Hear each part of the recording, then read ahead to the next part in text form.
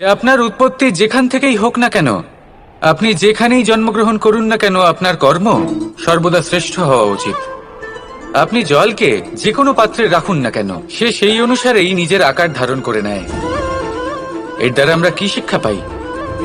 এই শিক্ষাই পাই যে যে কোনো পরিস্থিতিতেই নিজেদের মানিয়ে নিতে হবে, নিজেকে সেরকম করে নিতে হবে।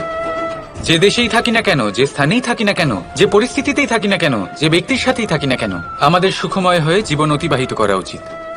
দেখুন, আমাদের কত বড় একটা শিক্ষা দিল এই জল, যা আমরা কোনোদিন দেখতেই পাইনি। নিজেকে জলের মতোই করে তুলুন। সুখের ধারায় স্বাচ্ছন্দ্যে প্রবাহমান হতে থাকবেন আপনি। নিজের আকারকে ভেঙে ফেলুন, নিজের সীমা লঙ্ঘন করুন।